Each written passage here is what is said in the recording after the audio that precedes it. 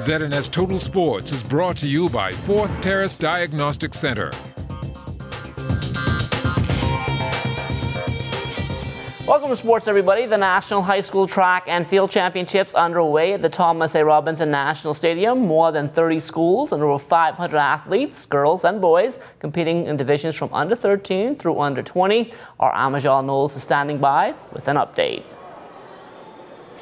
Good evening, Johnny, and good evening, Bahamas. We are live here at the Thomas A. Robinson National Stadium, the site of the 2019 Bahamas National High School Track and Field Championships, where 35 schools and roughly 500 athletes are competing for bragging rights over the next calendar year.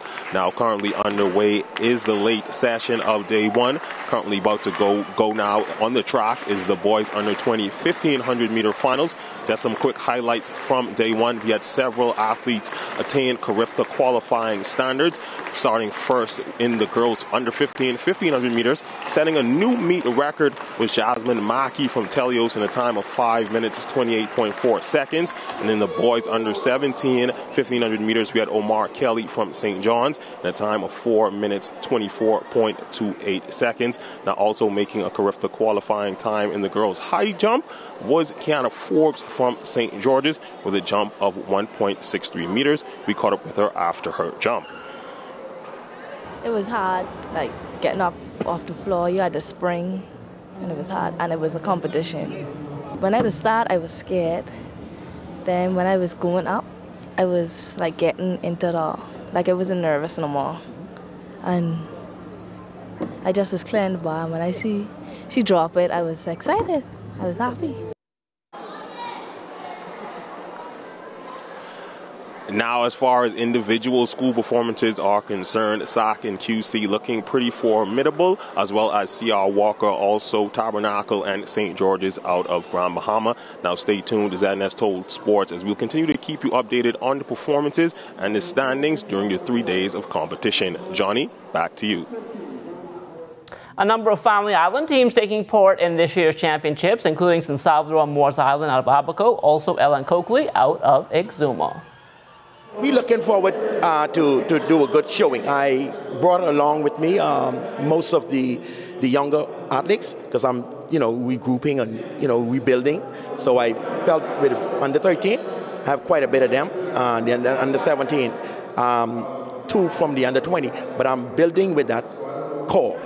Well, I brought 15 young men. I cater a lot to what's developing the men for our society. So I brought 15 young men along with me, and we expect to do great things. But we have a relatively young team. Our goal is to come out in PR and do our best in every event. Now, a lot goes into our young track and field athletes being at their best, and that includes massage therapy.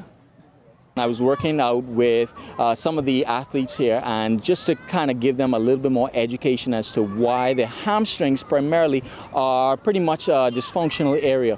Working a lot with the predominance or the dominance of the hip flexor tightness, which usually plagues a lot of our runners here in the Bahamas, and re-educating them as to what they need to do for the future. On the heels of the National High School Track and Field Championships will be the National High School Basketball Championships, which start next Wednesday in Grand Bahama. The pools were released yesterday, and they didn't sit too well with the schools in the GSSA, as 4 of the 5 teams from that association were put in one pool. We understand teams were ready to boycott, but some changes have been made, with C.I. Gibson and Telios moving from Pool A to Pool B, while Tabernacle and Prince Will go from Pool B to Pool A. So hopefully it's smooth sailing from here.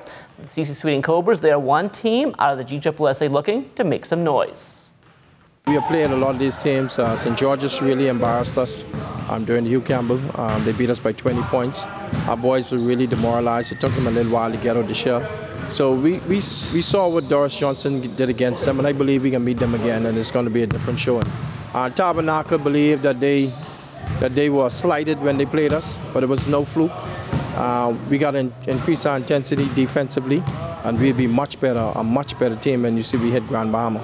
So, with the hard work that we're putting in, we're going to really and truly be prepared to defend. CC Sweden won the first Nationals, so that trophy really and truly belongs to CC Sweden. That title really belongs to CC Sweden.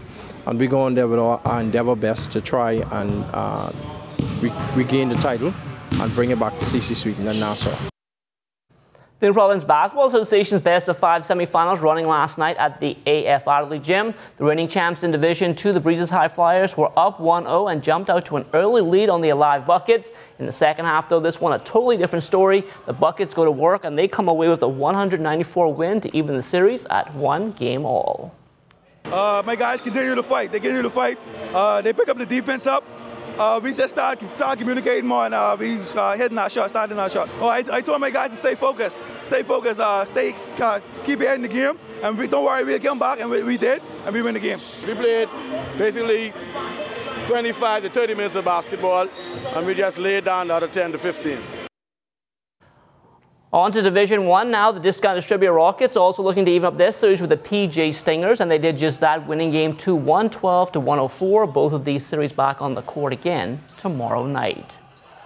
And we can tell you that is going to do it for sports tonight, but stay tuned. The Bahamas Tonight comes back after the break. ZNS Total Sports is brought to you by 4th Terrace Diagnostic Center.